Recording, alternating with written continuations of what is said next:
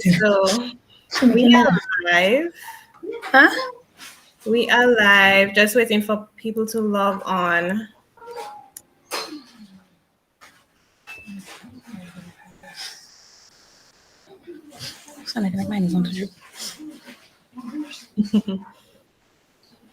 Hi everyone. Thanks for logging in. We'll just give some folks a few more minutes to join on and we'll start in a few minutes. Of course, let us know where you're logging in from. Let us know what country you're viewing from. Drop your comments in the chat. Drop your flags if you want to. Welcome.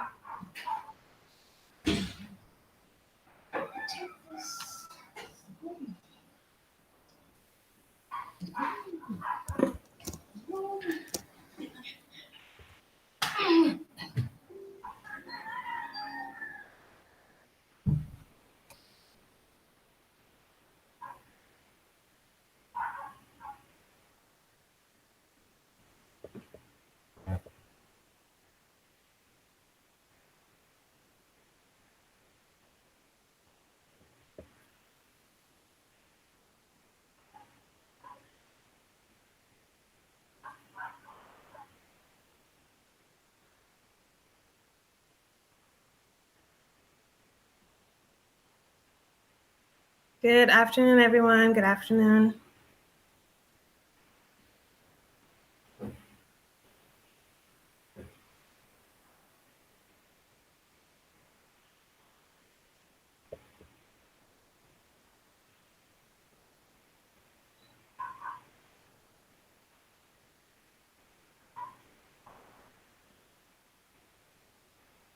And welcome to everyone logging on now.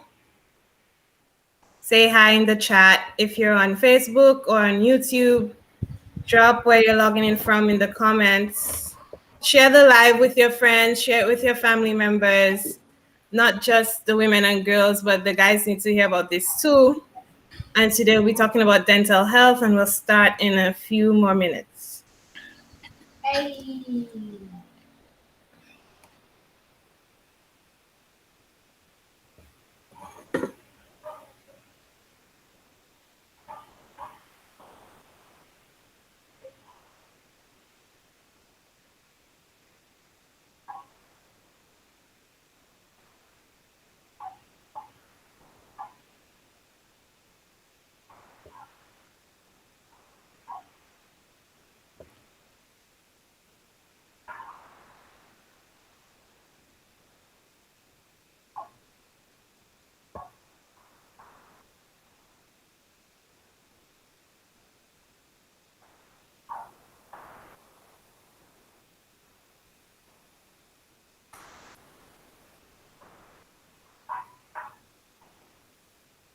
So we are about to start. So welcome to episode 3 of Focus on Her Live. I'm really excited to have all of you tuned in.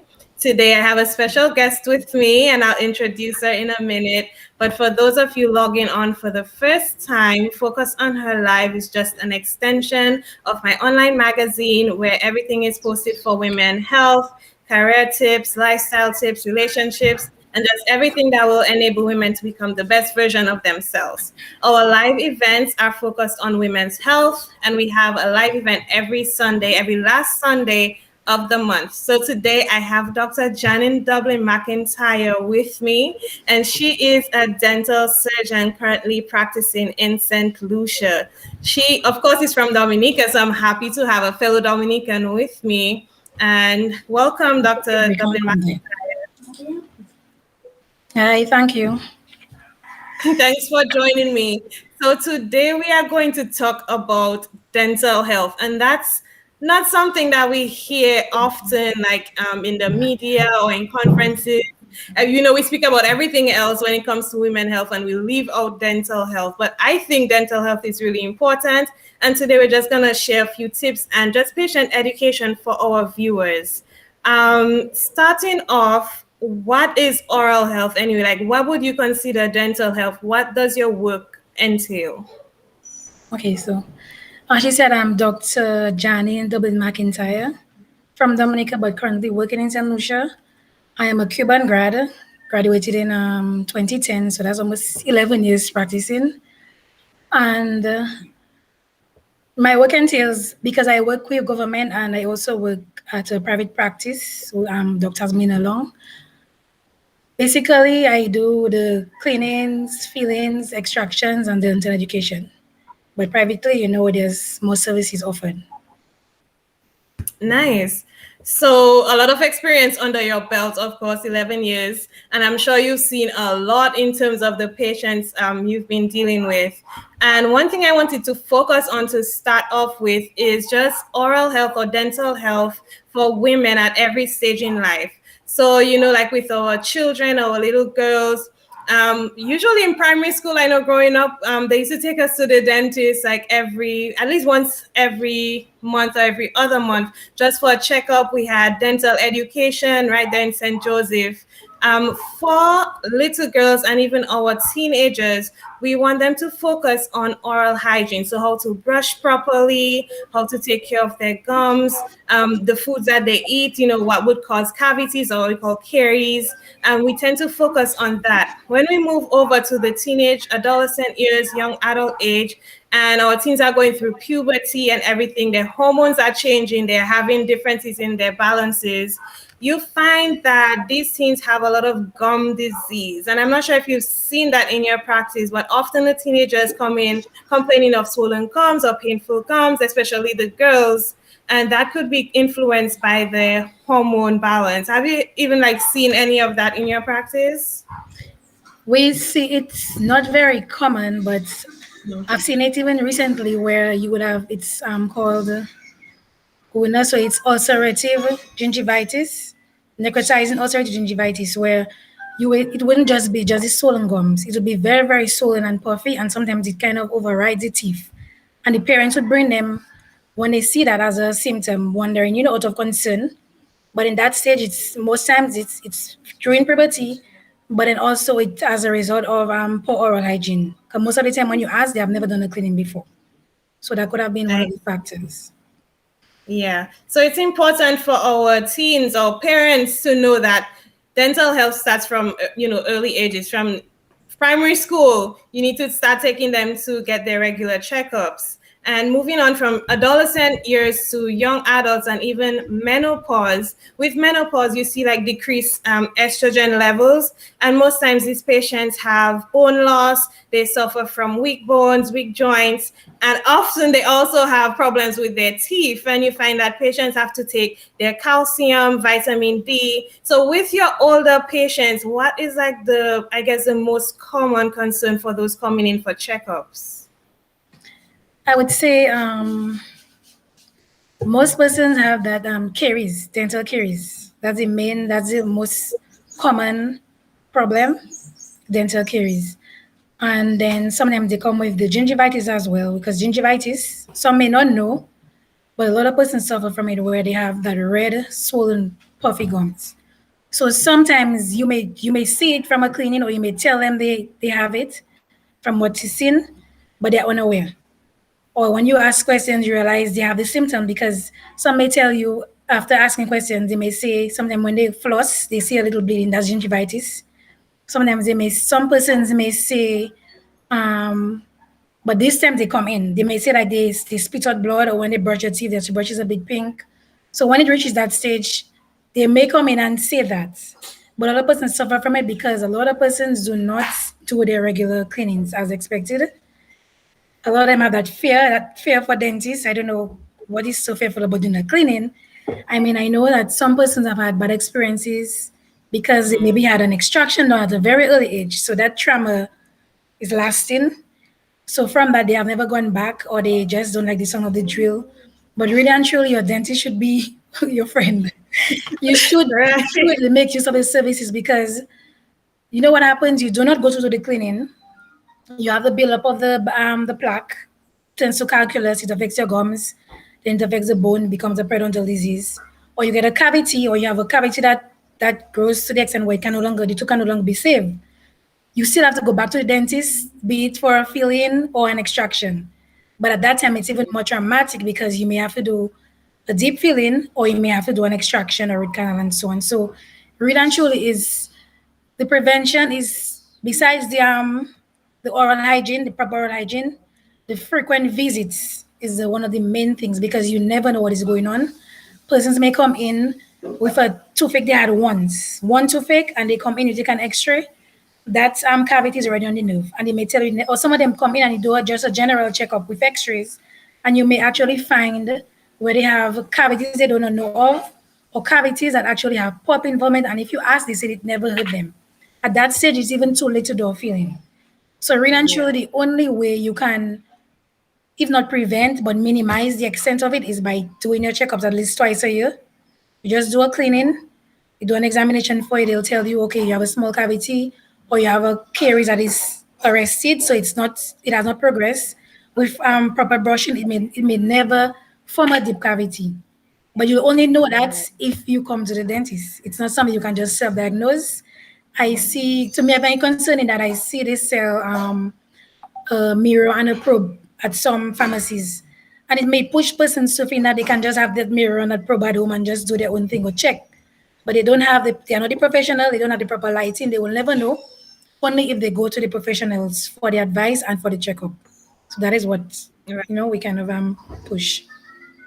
Yeah, so we have to be proactive with our oral health. Go for your checkups, and you're saying at least twice a At year. least twice a year, Just every to six maintain the months. Yeah. yes.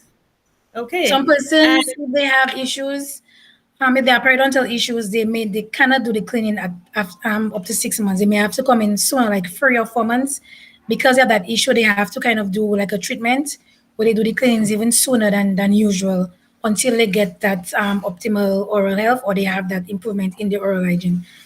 So they would have to do it sooner than other persons, and even those who are susceptible, like the diabetics and hypertensive, sometimes if they already have that disease or issue, they will be asked to come in before the 6 months. okay. So I know like our viewers are hearing us using so many big words like periodontitis, gingivitis. I guess we should tell them what these things mean. So starting with something simple, just the dental caries or what we consider cavities. What is that? Okay, so the cavities I would say is basically when you see it, it looks like a hole, but it is actually formed when you have the combination of the bacteria, which is already in your mouth, with the when you eat the food, the carbohydrates. Yeah, so I have the combination of the bacteria and the carbohydrates, and it forms a plaque, and then that has an acid. So it's the acid. What the acid does, it demineralizes the teeth or the enamel. So after eating 20 minutes, you have that action going on. So if you don't check what's in your mouth, or if you don't have a large saliva flow, or if you don't brush, you have that acid breaking down the enamel of the teeth. So that is what Oh, causes the cavity, but it is formed from a combination of the food that is eaten, the bacteria plus the food. It forms the acid, and then you eventually have, with time, you have that progression of a cavity being formed. okay. So I guess that dispels the myth of cavities being grown overnight. It's not just overnight. If No, you I know. eat in the morning and probably go all day without brushing your teeth or shaking water in your mouth, can you possibly start forming a cavity? Yes, so is the bacteria, the frequent snacking, because sometimes, yes, you eat and whatever, but some persons eat quite often, especially maybe the junk or the sweet foods and the candies, especially sugary foods. So a lot of sugar, the more sugar is the more acid being formed. The more carbs, the more acid being formed. The more acid being formed is the more it'll attack the enamel, and is the more it'll demineralize it with that constant acid attack. So that is really what it is. And of course, poor oral hygiene. So yes, you eat Yeah. whatever, but you're not brushing as you should, brushing properly, brushing as often as you should, then you'll definitely have you're making yourself prone to having that cavity formation even quicker than other persons. Persons as well with dry mouth. Some persons have a lot of saliva flow. So I may be eating a lot of snacks, and you having dry mouth, you may get a cavity formation quicker than me because my mouth, so I salivate a lot. So you have that, the saliva creates a buffer. So it washes away whatever is on the teeth. So it reduces that chance. Also, with the dry mouth, it increases the chances because the plaque is sticky, it stays on the teeth. So Yeah. it makes it easier to have that constant attack. So different persons, different your type of saliva as well can play a factor. Some persons have that liquidy saliva, some persons have that sticky saliva. So all these things can actually happen because some persons may say they brush and so on. Or my brother eating so much sweet things and he has better teeth than me. Sometimes it's the saliva flow. You know, or Yeah. if or what is done after you eat. Some persons drink a lot of water. Some persons they rinse. They may not brush. You may not see them brushing, but they rinse. Even just a simple thing like rinsing could actually reduce the practice, and that is why also with children it's not really enforced. But because they cannot brush or they don't really brush at school, parents should always remind them, as young as it may be, after you eat your snack, you rinse. You rinse out your mouth. After you eat your lunch, you rinse. Because you know they will not be able to brush at school. So you just enforce that they rinse. You limit maybe the juice every time. But you just remind them to rinse so it kind of dislodge whatever that is in their mouth, in their teeth when they do that. So it's something that parents should always remind the children to do. Even maybe when they're home, they may not brush after every snack, but at least remind them to rinse. They eat something, they can rinse. And even in Yes. terms of the snacking for the children, I think the parents should. I mean, you're not gonna say don't give your child candy or whatever. I mean, you will treat Yeah. them now and then, but you could avoid it if they're out, and if they have it, at least have them to rinse, or if they're home, at least have them to brush. Because what Yeah. happens, the candy, remember, it's this, especially sticky candies, when they chew it, it stays on the teeth, and then you have more damage being done with those sticky candies or the stuffies and so on, and the sugary stuff. So if they actually do just simple thing as rinsing, they might not brush every single thing, but every time, the rinsing will really help, especially in the children. Yeah, and it's important for them to build that build that habit. If you train them from young, then they know, okay, after I eat my snack or after I have breakfast or lunch, I rinse. I gargle, I rinse out properly. Then that habit will stick with them, and that's something that they will carry as they grow up. You might not always have a toothbrush in your bag. You may go, oh, you want to eat. There is water available. You could do a quick rinse and then Yeah. carry on with your day, and then do your full brushing when you get home. There's something else that's very common, and that's gingivitis. And a lot of people have it and they don't know. What exactly is it? So gingivitis is basically red, puffy, swollen gums.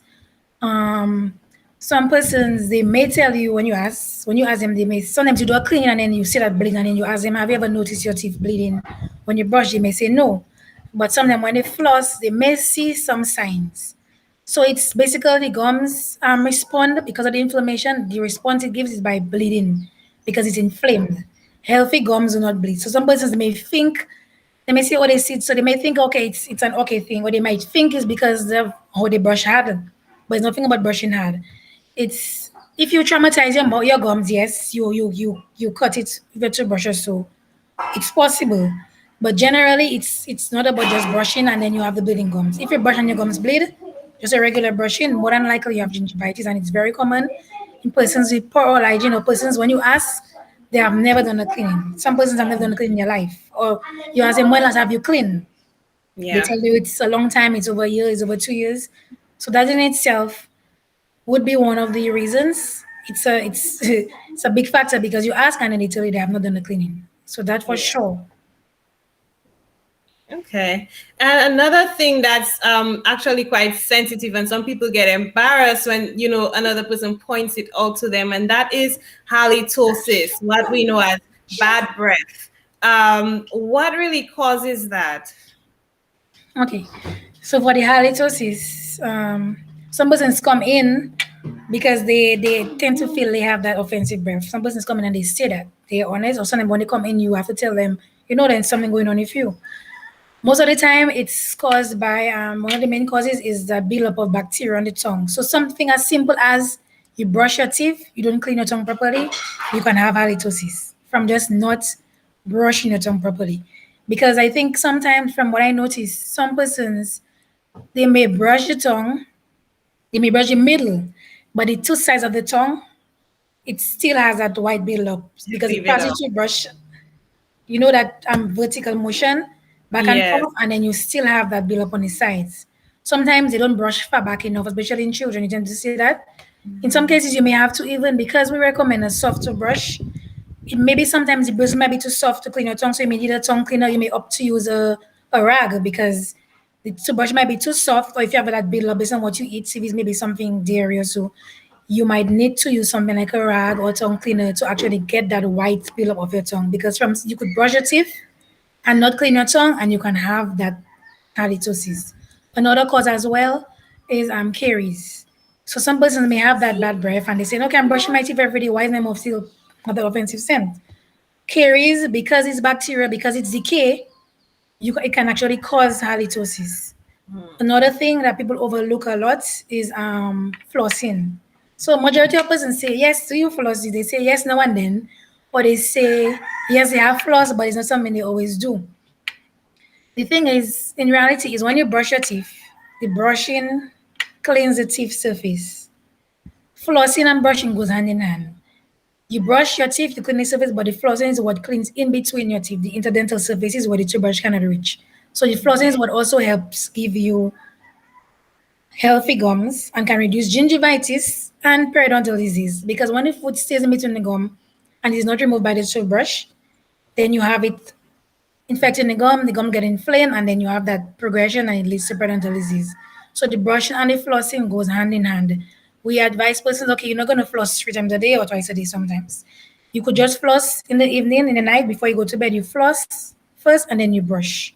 So at least you have that, it's a complete thing because you floss, you clean between, then you brush the teeth surface. So then you know it makes it a complete process. And then of course you always have to clean your tongue. Right. So, okay, so that is one. Another factor is tonsil stones. So some persons may have it, they're not aware of it, where based on what you eat, a combination of bacteria, mucus, dead cells, it builds up in the tonsils and it kind of stays in the fold, and then it becomes calcified like the calculus. So it becomes very hard, and it's kind of hidden in the tonsils. So somebody could have bad breath from having tonsil stones.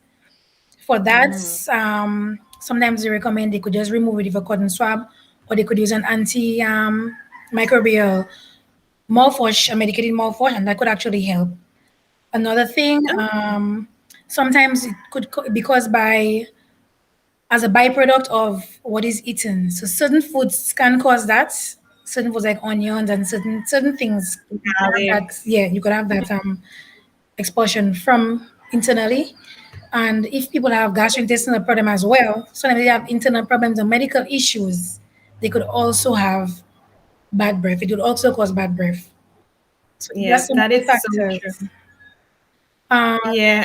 Sometimes they might also have a medical condition, yes, like they medical might condition. have diverticulosis in, in their esophagus or their food pipe, what we consider the food pipe. They might have a condition that might cause dry or reduced production of saliva. So without that saliva, you'd find that they often have bad breath too, because there's no saliva to rinse out that Also, bacteria, that food buildup. So oftentimes, if you are having bad breath and you think you're doing all of the things that Dr. Dublin is saying and you still have bad breath, you might actually have to see your doctor or you your need dentist to, to refer you. unless you Yes, need, because it's it a could be a must. medical condition Yes. causing that halitosis. Also, another thing is persons with sinus infections, because the sinus drains behind the throat. That could also be a cause. So it really goes back down to you. Okay, you think you're brushing, you're doing everything you have to do, but really and truly, if it's the main thing is going to the professional, because you could feel okay, yes, I'm doing what I'm supposed to do, but that issue still there. Going to the Yeah, professional, at least they can make a diagnosis. Because if after having maybe your fillings done, your cleaning done, it still persists, then it means they could go further and try to figure out what is the issue. Because it might just not be something in your mouth, as we are saying. So the only way you would know is by going to the professional, be it your dentist first, and then a medical doctor after being referred if it's something that can be handled in the dental practice.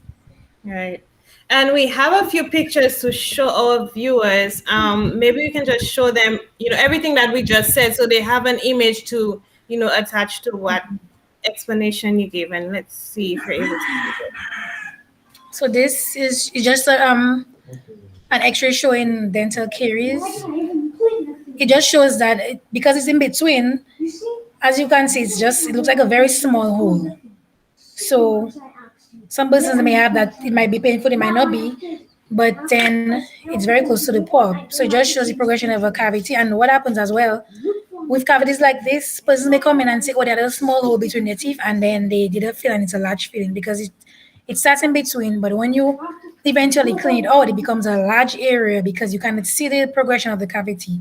So it just shows, or with a small hole, you see a small hole, but the X-ray shows it's even deeper and it's even wider than what you may think. So that only shows you how a cavity can be progressive in a tooth like that. This one shows the gum recession, and that can be caused, a lot of times it's caused from badly brushing. Persons tend to use, so a lot of persons feel they have to use a hard to brush to brush.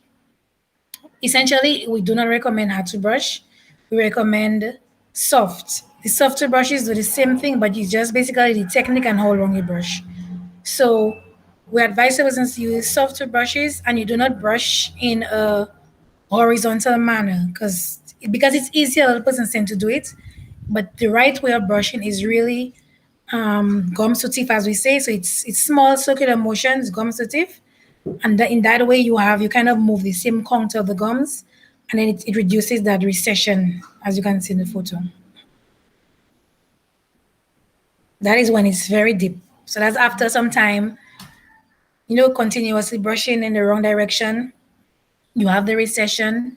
As you can see, the person also has a little bit of calculus in between, which would cause a little bit of the recession alongside the tooth as well. So that person will need a cleaning. But in cases like this, when it's very deep, a filling can be done because people tend to have sensitivity. So some persons may say, or they may come and they may say, my teeth are very sensitive, or they say they have sensitivity everywhere. But with something like that, it would cause that, and they might be wondering what is going on. But it could just be a simple thing as gum recession because of badly brushing. You have the exposed roots of the teeth, and then of course it's going to be sensitive. So in cases like that, a filling can be done to kind of reduce that sensitivity. If it's not very deep, persons can use something like Sensodyne because it helps to block the dentinal tubules, and that would help. But it's not a toothpaste. I know some persons might be saying they use sensitive toothpaste daily, certain ones. But something like Sensodyne, it's not an everyday toothpaste. It might be sometimes for 2 3 weeks or so, but it's not something somebody have to use for a prolonged time because it's just a short time and then that's it. If it's very sensitive after that, it means they need a filling done. So this just shows gingivitis. Gingivitis, it just shows how the gums are swollen and puffy. And that's an extreme case, but it's so puffy that it's covering the teeth. Okay, so this one shows the stages of caries development. It starts off just in the enamel. Then when it progresses, it's enamel and the dentine is affected. Then it goes to the enamel, the dentine, and then the pulp. Once on the pulp, that tooth can no longer take a filling. It means something called a root canal has to be done where the nerve is removed and then the material is placed in the tooth and a filling is done. That is to preserve the tooth until of extraction. And the last stage, periodontitis, is where it affects the tooth and then the bone, and then you have that accumulation of pus or an abscess in the root. And in some cases, you have to do the extraction based on how it is. Sometimes you could do a root canal on a tooth like that after treatment of antibiotics, but in some cases, based on how it is, you can no longer do it. You have to do the extraction. So it all depends on how the tooth is and how wide the decay is, how far deep it is as well. So this one shows cavity. Sorry. So it shows a cavity in the tooth, and the molars at the back. And this is calculus. So the calculus or the hard calcified plaque or native, what it does in periodontal disease, it causes it's over the gum and then the bone, and because of the bone loss, you see the teeth look like they are not stable. So it's basically like a bone disease. It is over the gum and the bone, and the tooth no longer has support, so it becomes slightly mobile, and in some cases very mobile, where most of the time in these cases, if it's not very extreme, they just do the regular cleaning and checkup to maintain. But based on how it is, you may have to do an extraction at some point if the tooth is shaky or very, very mobile. So this one is the calculus. So you have persons with that thing on the teeth as well. That's from just not brushing as frequent or just neglecting the oral hygiene. You have that buildup of calcified plaque. It's like a chalk. In a case like that, persons tend to go online and look for remedies and so on. There's nothing that can remove that adequately without going to the dentist. You have to go to a dentist so that they can use a machine, an ultrasonic scaler, so they can remove that on your teeth. And most of the time, after something like that, these teeth become mobile and they are for extraction either way. But you something so you cannot brushing will no longer take out the calculus. You have to go to the professional to do a proper cleaning. This diagram also shows cavities. Sometimes some persons may see a little brown line on their teeth, cavities tend to form, but if it's hard or rested, it's with proper brushing, they may not have to do a filling. But in some cases, after using a probe, if there's a hole or small, if it sticks, there's a cavity there, and they definitely would have to do a filling in cases like that.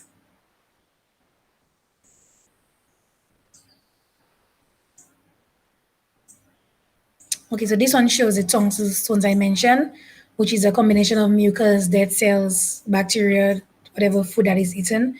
After a while, it gets trapped in the tonsils, and then it forms that calcified buildup, and that can cause bad breath, as I said.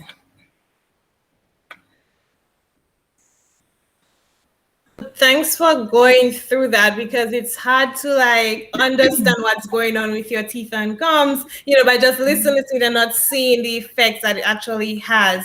And the calculus, that looks horrible. I mean, I know you probably see it a lot, and that's just from poor dental hygiene, really. Over time, yes. Yeah, something that can be avoided. We have a question. Why do some people's teeth crack when they reach about 60 years? But that's what the person saying, right? That's what they think.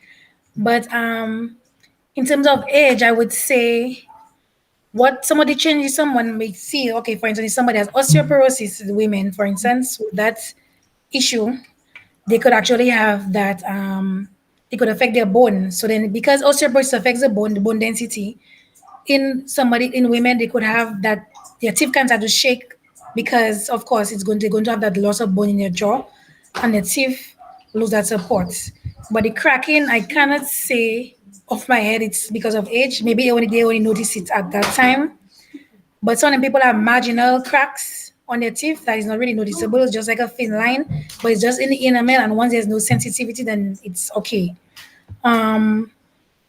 What some people tend to say is some persons would say that my teeth just stay on break. You hear that a lot. Yes. People say that, oh, I was eating something and my teeth break. But really and truly, a lot of the time when they come, it's only if there are certain things that can actually break your teeth. Of course, a healthy tooth can break if it's something very, like maybe if you bite into a stone or something very, very hard. Yes, it's possible it can split the tooth, but you will see the difference. If it splits, it will be clean. But most of the persons who may say my teeth just stays on break, when they come in and you check, they would have had a cavity, but in their case, maybe they never had pain. So remember, the cavity is really a hole being formed in your teeth. So because you have that cavity progressing, at some point, of course, the enamel will cave in based on what you eat. So it will cave in based on if there's something very hard or that stage is really, really hollow. So yes, at some point when you eat something, your teeth will break. Yes, but it's rarely that a healthy tooth just breaking on its own. It's very, very rare for something like that to happen. You'd have had to have the cavity, or some persons they have weak teeth where they have certain areas that are already, they may say like something like a white patch because it's demineralized. So these are weak areas, and these weak areas, it means that they are prone to getting cavities, and sometimes they may have a little bit of cracking or so because of they already have that weak area. Yeah. And, just for our viewers to know, different ways we could be proactive. So you've mentioned before, flossing is very important. And we have to flush every day, actually. It's part of the routine. Some people think that flossing is a one-off, maybe once a week, once a month. But you do need to floss every day, and brushing is important. Selecting a proper toothbrush can be a challenge for some people. Some people like to say, oh, that toothbrush is too soft for me. I need something harder. And when you go to the store, you see soft, medium, and hard, or firm, and they will go for the firm one and then get confused when they have bruised gums. So it can be a challenge to choose a proper toothbrush. I mean, what would you recommend, even with the electronic or the battery operated ones? We generally advise persons to use soft toothbrushes With the Okay. soft toothbrushes, um, it does the job because I had to make that switch myself. I believed in the hard before growing up because I felt that I needed that proper. I needed to feel like cleanliness in my mouth, but then knowing better at some point, I had to switch over. So I was using medium for years, and then I made it switch to soft, and it does the same thing. It's basically because it's advised that you brush about 2 minutes, 2 to 3 minutes or so.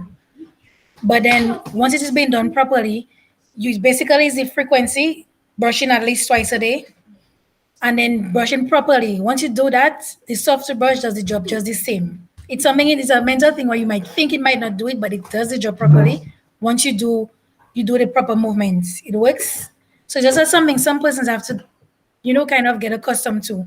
Yeah. And then what can happen to when they use the hard toothbrushes, using the hard toothbrush and using the wrong direct brush in the wrong direction, like horizontal as I mentioned, you can have that recession. So you have a double thing going on with brushing hard and using a hard toothbrush, which further cause the gum recession. I see.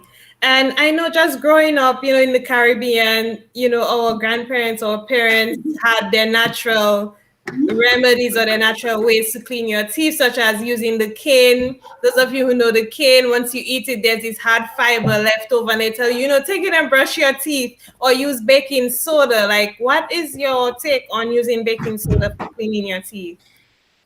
Okay, natural remedies, it's half and half. Natural remedies, I would not knock down natural remedies because we know it's not they just have the side effects, and people have seen results with it. Some are going to say there's no results. Something like baking soda has antibacterial and antimicrobial properties. So yes, it will help to cause. It can help treat gums if you have gum issues. Sometimes some dentists recommend after an extraction because of that those two properties. It's also abrasive, so some may use it and it might remove minor stains or so. But then what we don't want to, why we don't want to push it a lot sometimes is because persons may decide, okay, I have my little stains, I have the issues, I'm going to use that. So they might solely depend on those natural remedies or Dr. Google. Because Google has all the remedies, all the concoctions you can Right. put on YouTube and everything. You have all those different things from Google, and they what people tend to do is do those things, do those things, and then afterwards they may never go to the professional to get the proper treatment they need. So they might do that thing at home, and then in the end, the problem is still persists because it's actually something where yes, you might use it, and yes, you might see an improvement, but it's not permanent. It's just a temporary fix. You might get the little thing, but if you still have the calculus or if you still have the buildup of plaque in between that has to be removed professionally, this thing will not work all the time because the problem still persists. So really and truly, it can be used maybe in with having to go to the dentist. So yes, you go to the dentist, get a checkup. Sometimes they may recommend it as a treatment after for your gums, Yeah. but it should not be a sole treatment where persons just go on YouTube and they get an idea, or they go on Google and they figure, okay, that's the solution. Okay. Have you ever heard of your patients using charcoal for teeth whitening? Persons mention it, yes, and I would believe yes because of all the properties of it. Yes, it can. I would think so. I think I tried it one time myself, but I think what happens because it's abrasive as well, it would Mhm. remove minor stains, so you would Okay. have that whitening effect, of course, So and it what I'm understanding is the abrasive stuff like the charcoal, baking soda, you soda, can use yes. it, but it shouldn't be an everyday It should use. not be a prolonged use, no. Yeah. And that's the thing, and it should not be every day because with the baking soda, remember, if you continue with that abrasive motion on the teeth, it might become sensitive because Right. you're just wearing of the enamel. You might have some sensitive areas at some point because people use it to shine their pots. So just imagine, Right. yeah, they just shine their pot. So imagine just having that daily use of baking soda, daily abrasiveness on your teeth. I Yeah. mean, it's not necessary. So these things are generally, if you're gonna use them after going to the professional and having the professional treatment done, Mhm. yes, you could use it maybe a week, 2 weeks, Sometimes we recommend it even for the peroxide rinses. If somebody has gingivitis, if it's not so bad, we sometimes advise them to use peroxide rinses. They dilute it and then you can use it twice a day for 1 to 2 weeks. If it's extreme, we advise them to use a medicated mouthwash, a chlorhexidine mouthwash, which helps to get the gums back to what it's supposed to be. Okay. We have a question. Good afternoon. A few years ago, I took a fall and knocked two of my front teeth. Now it's getting sensitive. What should I do? Go to the dentist. Yes, Okay. definitely. Yes. So in a case like that, some persons, okay, from the trauma, they may not have had an issue, but because of the trauma, after some years, it might change. The teeth might change color, sensitivity. It means the teeth is dead. So what if it's based on how it is? What can be done? What is done sometimes is a root canal. If it's really really bad, an extraction might be the next solution, and then the person can replace the teeth through an implant or denture. But more than likely they should go because sometimes these teeth like that eventually they get an infection because the tooth is no longer solid, and then infection you have abscess, and then the abscess it's pus, it's bacteria, so that's not something you want to have in your mouth. Once Yeah. there's a concern or something abnormal going on in your mouth, you should seek dental advice or go to a dentist, or at least to get the best options possible. Especially if it's been going on for a while, because your teeth are innervated. You have nerves running through there. That's what allows you to feel and sense different, like hot, cold. And if you're not able to feel these things, or your teeth are very sensitive, you can't chew, you can't bear hot things or cold things, definitely see your dentist, because you want to catch or treat it before it gets worse. You don't want that to progress to something like an abscess, which could actually go as far as getting sepsis, infection of your brain, because everything is connected. So see your dentist, tell your dentist exactly how long this has been going on, exactly what symptoms you're having, and hopefully you can get that resolved before moving to anything like a root canal or an extraction. Something else I didn't mention, with patients who are diabetic and hypertensive, sometimes they tend to have the periodontal issues, and they maybe they have it because of the condition, of course, because you be the medication sometimes cause them to have dry mouth, and then with dry mouth it's easier for the plaque to stick on your teeth. Plaque sticking, calculus build up, poor oral hygiene to go with that, then you can have periodontal disease. Now, the issue with these type of patients not doing their dental checkups often is that it's a bigger issue where it can affect, because of that buildup of bacteria in their mouth, it can cause them to, although they might be on medication for their sugar or their hypertension, it affects the way the medication work. So it's something overlooked where the people have the issues and they don't go for the checkup. So they might be on the medication, they might be finding my sugar is not controlled. What is going on? Could be a simple thing as having periodontal disease because of the bacteria load in your mouth. So it just shows that the connection of the mouth with the Yeah. body, your oral health is really the gateway to your overall health, because you could have all these issues going on in your mouth, you're on medication and the medication is not working, or your health conditions are worsened because you have not taken care of the oral issues you have going on in your mouth. So that is something that, and I know for sure in Dominica, the hypertensive, and well, the cleanings have been done for adults. They pay $20, and a lot of times if persons don't have the money, they still don't pay.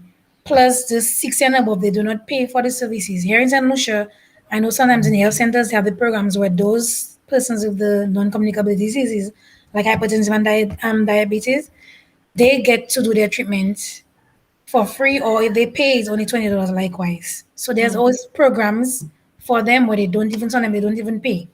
So it's possible that people just need to make use of the services, because in the end, yes, you're hypertensive, yes, you're diabetic. You're taking the medication for a reason and it's not working simply because of your poor oral hygiene and you have that periodontal disease going on in your mouth. So it just shows that persons, because I mean, what we find a lot, persons may do that once a year medical checkup. Or Yeah. this type of person may do that once a month checkup to go to their doctor to get the medication. But for some reason, they don't see dental as a priority, as something they should do once a year, twice a year. We advise twice a year, but some never even go even once a year. So, it's just a simple thing like that could just change so many things going on with us. So Yeah. it's a And simple, easy. sometimes I think Yeah. I think they believe, insurance might be, a factor. They think, okay, I don't have insurance, I can't go to a private dentist. But like you said, even in Dominican and St. Lucia, I might not know for other countries, but dental care is actually really accessible. You could go to the clinic, the Rosa Clinic. They have appointments, not even appointments. You can actually walk in now, Wednesdays, Thursdays, Emergency. Fridays, get your cleaning done for $20 or so. Really affordable. Even if you can't afford it, they'll make arrangements. So please do not let this prevent you from getting that dental health care that you need. Yeah, in Dominic, actually, I didn't even say that. Children 18 years and below, they don't even pay for dental treatment. It's free, and the patients 60 and above as well, they do not pay. Those who pay, if it's a clinic, they pay $20, which is Mhm. very much subsidized. If you have to do a filling, you pay 25 if it's an amalgam, or 30 for composite filling. So it's the services are there. Persons just don't make use of it as they should. Yeah. Where the children pay $5 per treatment. Whatever they have to do, if it's a cleaning or an extraction or filling, they pay $5. And they make arrangements for persons who are hypertensive and diabetics. They get to do their cleanings, and they get to do their cleanings. So it's just a matter of making use of this service, but as well seeing it as something important, because some persons would make other things priority, Yeah. but they don't see it as a priority.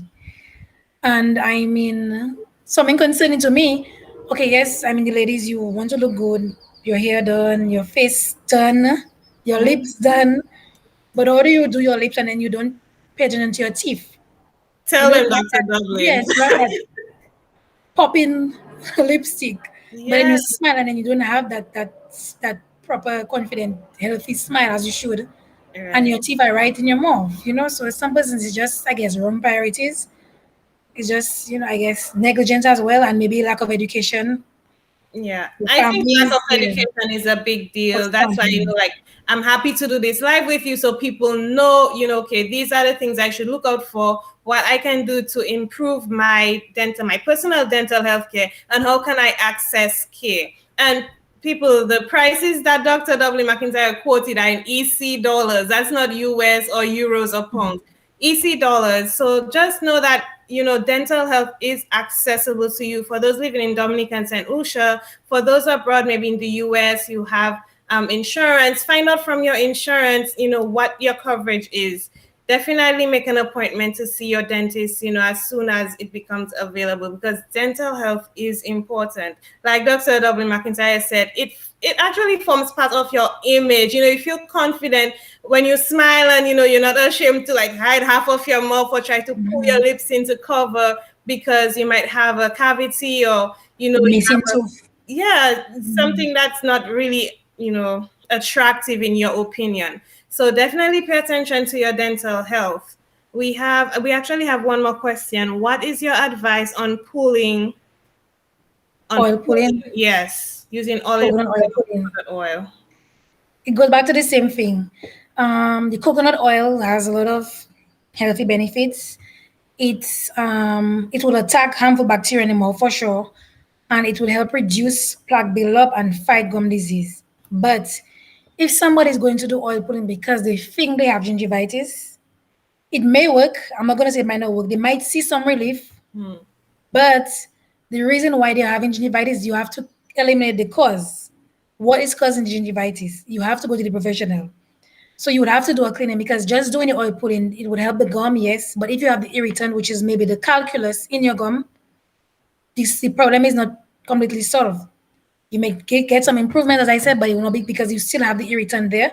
So more than likely, you'd have to go to the dentist either way. Let them diagnose you, let them examine you. The cleaning has to be done. If they tell you it's after 3 months, you have to come back. And then the oil pulling can be something done after to help treat the gum, because you want to, get it back to the healthy state. So it's not something that I'm going to say, no, you should not do. I've used a coconut on my mouth as well. Sometimes you opt for natural things, yes. Yeah. But in a case like that, you'd have had to have your cleaning done, and you just use it as something to help. you know, because it kills the bacteria, of course, as I said. Yes. So So these things can be done, but it's not solely done. It cannot just be the quick fix or the only treatment. If you yes. have that issue, you have to go to the professional first, and then it can be as a treatment, but after cleaning. Yes. So the perfect algorithm: visit your dentist. Make sure you visit your dentist Yes. regularly, at least twice a year. Make sure you brush, floss, practice proper oral hygiene. Watch your diet. Some of the foods that we eat are not good for our teeth. If you really need to eat sweet foods, sugary foods, be sure to brush after. Don't do it in excess. Do it in moderation. You can include your natural remedies. You can use, charcoal, baking soda, but bear in mind that these are abrasives, and you really shouldn't be doing it every single day, and really not for a prolonged time. And a combination of all these things, and you are well on your way to having a perfect smile. Yes. So as just reinforce what you said, we just advise persons to limit the sugary foods. Yes, you eat it, but in moderation. Visit your dentist at least twice a year. Flossing and brushing at least twice a day, we say. That's most importantly, we not even say that. Most importantly at night, because that's the longest time your mouth is at rest. So you have no saliva flow. And that's when it takes more action. So the most important time to brush is at night. Do not go to bed without brushing your teeth, flossing and brushing. Go to the dentist twice a year. Your toothpaste, we recommend a fluoride toothpaste. And once you do these things, your healthy foods as well, of course, fruits, vegetables, and certain fruits might help dislodge stuff from your teeth based on what you eat. So once you people can follow these practices, Yep. they should be on their way to proper oral hygiene and dental health. Yeah, and we almost left this out, but alcohol consumption and smoking can also affect your dental health. So, if you're a smoker, if you consume alcohol, start thinking of abstinence and smoking cessation, to preserve your smile. We do have two more questions, Dr. Dublin. I know we are short on time, but our first question: it seems that those with mental health issues also have bad dental health. Please explain. That's an easy one. It's if it's sometimes even with elderly patients, because of course remember, if they have that mental health issue, these persons are no longer properly functioning Capable. mentally. Yeah. Yeah, sometimes they don't want to behave and so on, just the same way. So imagine getting somebody like that to actually remember to brush or even brush properly. Because interestingly, when I came here, I started working at a mental health facility. So I was the first dentist. They opened a dental clinic, and I was the first dentist started working there when they opened the clinic. So these were the patients I was mainly seeing, this type of patients, and I saw it. What would happen, of course, remember they have the episodes and so on. These people will not remember to brush their teeth. So that, of course. But something else too will be the medication. So the medication, even with diabetics as well and hypertensive patients, the anti-depressive medications, the antihistamine, certain medications can cause what we call dry mouth or serostomia. And if the mouth is dry, then you have the plaque being very sticky and accumulating. And then with the sticky plaque accumulating, you have the calculus being formed. And all those things, of course, would cause them to have dental issues. So really and truly, I think these persons, of course, they're not in the right state of mind. The cleaning of the mouth and so on would not be something, because regular persons don't even do it. Persons that are sane Yeah. don't do it. So imagine, and the elderly patients, we notice it because, of course, I guess maybe they at that stage they're forgetful, or because it really takes a proper manipulation to clean and brush your teeth. Just like in children, it might not be done properly. In the elderly patients, of course, it's not done properly. So you see them coming in and they have a lot of build up, or you could see their teeth is blurred, they maybe brush their teeth, but their tongue is still dirty. Maybe they forget. So it's just a lot of things going on. So in cases like that, I mean, if they have family living with them, the Yeah. same way, it's really strange. I mean, it's not something we talk about. The same way you might prompt a child to do it, maybe you might have to prompt your granny to brush their teeth, or probably assist them based on how they function. Um, for children, as I said that, with children as well, some persons they tend to, you may have a 5-year-old and they may say they brush their teeth on their own. children, so at that stage they cannot brush. You You have could to make them brush for supervise that. practice. They do not have the proper skill to brush proper as they should and clean everywhere properly. So they should be monitored. Even up to 11 years, it is said you monitor children when they brush their teeth. So at least something to parents have to pay attention to. A lot of them say, when you ask who brush, you see a little child and they say they brush their own teeth. The children cannot brush properly as they should. So the parents should always monitor them. So yeah, so that of course, in those patients, you would see that for the obvious reasons. The medication for one, if they brush and they have that issue, is serosomia for sure. With the dry mouth, it makes them more prone. So they likewise should be doing their visits at least every 6 months.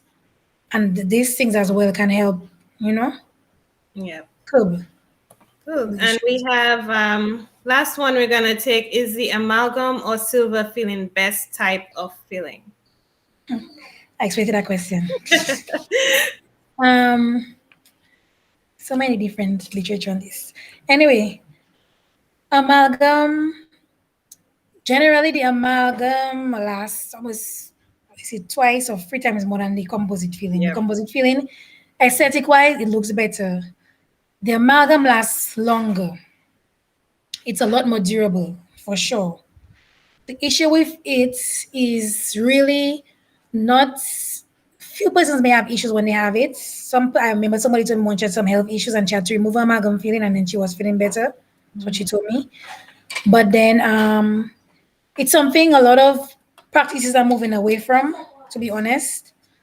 Also, it poses a problem because if it chips away, remember it goes into your body, it has mercury and so on.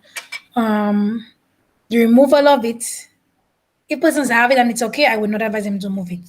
The removal of it, if it's removed to change the white filling, it has to be done with precaution, of course, because when it is being removed, it releases some fumes.